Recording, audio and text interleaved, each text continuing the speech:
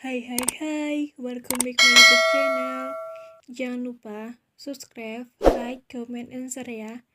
Oke, next kita lanjutin ya ceritanya. Bab 15. Tawa palsu. Meninggal. Alma sudah tak bernapas lagi. Bahkan alat monitor itu sudah datar. Beberapa dokter ikut tegang karena ia tidak berhasil menyelamatkan calon istri dari tuan mudanya. Orang-orang yang menunggu di luar ruangan Alma semuanya gelisah. Mereka mengkhawatirkan keadaan Alma yang sudah tak bernyawa itu. Beberapa dokter keluar dengan wajah penuh kesedihan dan keputusasaan. Dokter Hadi menghampiri Hendra seraya berkata, "Maafkan kami, Tuan. Kami sudah berusaha semaksimal mungkin. Namun Tuhan berkata lain. Nana muda sudah meninggal," ucap Dokter Hadi lirih. Apa itu tidak mungkin? Sahut Hendra tak percaya. Tubuh Hendra terkulai lemas, jatuh ke lantai. Sama seperti yang lainnya, terkecuali ibu dan anak itu. "Tidak," teriak Hendra. Mimpi. Kejadian yang menyedihkan itu ternyata hanya mimpi buruk yang dialami sang ayah. Hendra duduk di atas ranjangnya dengan napas tak karuan. Andin yang berada di sebelah suaminya ikut terbangun karena mendengar teriakan dari sang suami yang sangat nyaring. "Ada apa, suamiku?" tanya Andin dengan suara serak khas bangun tidur. "Tidak apa-apa, aku hanya mimpi buruk saja," sahut Hendra lirih. "Baiklah, sekarang mari kita tidur kembali," bujuk Andin lembut dan dianggut pelan oleh Hendra. Mereka berdua kembali tidur. Hari kini berganti pagi. Alma masih tak membuka matanya. Lisa, tangan kanan Alma, mengunjunginya sangat pagi sekali. Lisa duduk di samping berangkat Alma dengan kursi kecilnya. Wajah Alma sangat pucat pasih. Tidak ada pergerakan sama sekali atau reaksi dari tubuhnya itu. Lisa membisikkan sesuatu di telinga Alma. Bisikan itu sangat pelan. Namun bisikan pelan itu mampu membuat reaksi dari Alma. Alma mengangguk pelan, seraya mengiyakan bisikan dari Lisa itu. Karena sudah selesai apa yang ingin Lisa beritahu, Lisa segera pergi dari rumah sakit. Setelah kepergian Lisa, datanglah Shen bersama sekretaris Pian. Tak biasanya Shen mengunjungi Alma pagi-pagi seperti ini. Biasanya saat waktu makan siang. Shen langsung masuk ke dalam ruang VIP tempat Alma berada. Saat Shen masuk, ia langsung dikejutkan oleh Alma yang sudah terbangun dari komanya. Mata Alma terbuka lebar, namun ia masih terkulai lemas dan tak sanggup untuk duduk. Shen yang melihat itu segera menyuruh sekretarisnya untuk memberitahu Dokter Hadi. Tak selang lama, datanglah Dokter Hadi dengan langkah tergesa-gesa. "Cepatlah periksa dia," titah Shen. "Baik, Shen," sahut Dokter Hadi, seraya memeriksa detak jantung Alma. Dokter Hadi memeriksa Alma begitu taletan, hingga sudut bibirnya terangkat sebahagia.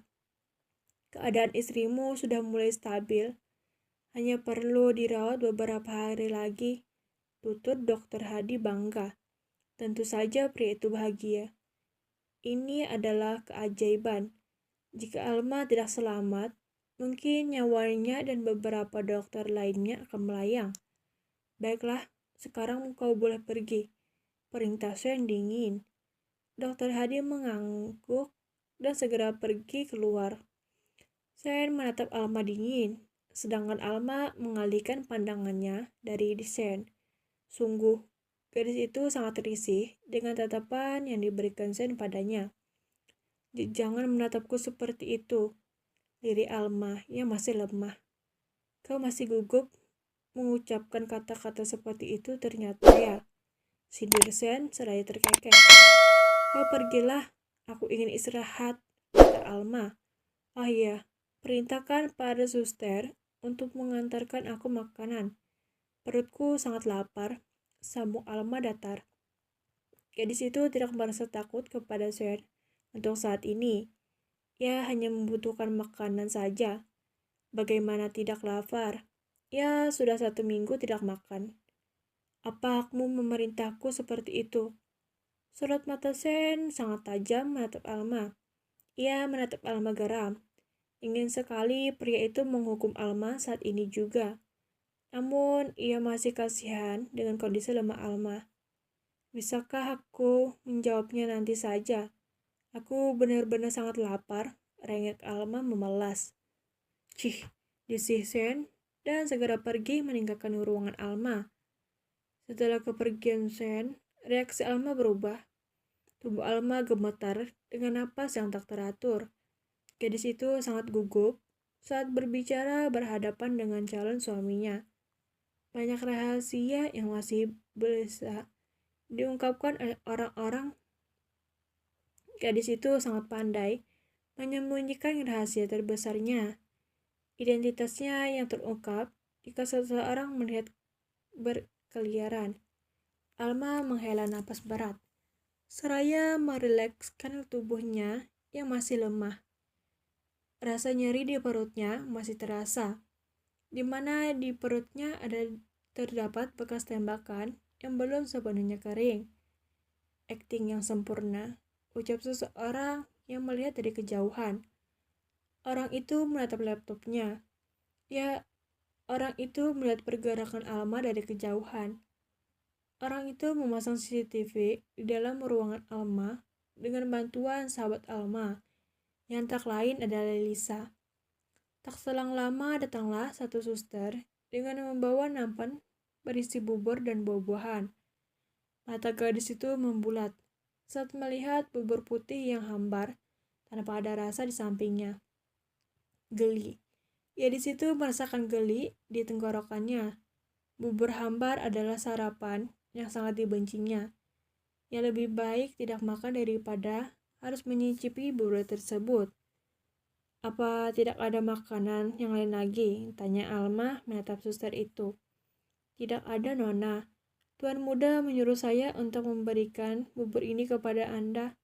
Saut suster itu ramah. Sialan, pria itu ternyata sangat kejam. Gumam Alma dalam hati dengan tangan yang mengepal. Bawa keluar saja makanan itu dan tinggalkan buah-buahannya, perintah Alma dingin.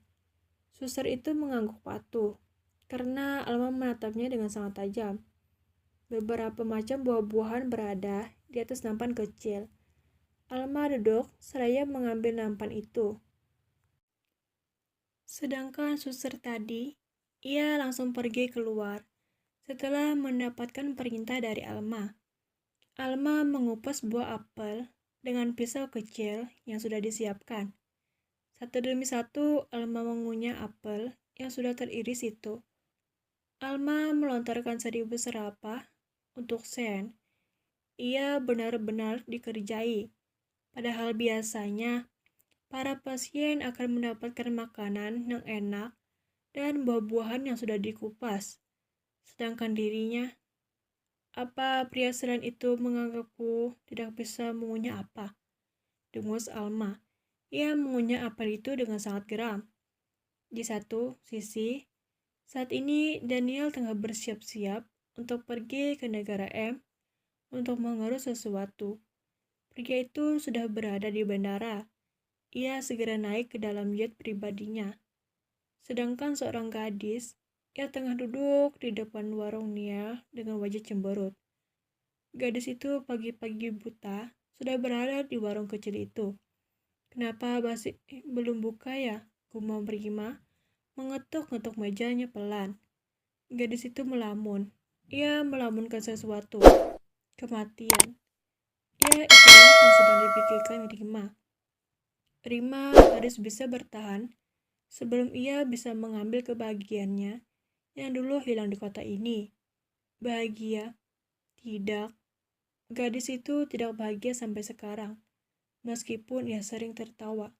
Semua tawanya itu adalah palsu. Ia harus menyembunyikan kesedihannya agar orang lain tidak ikut sedih dengan kondisinya.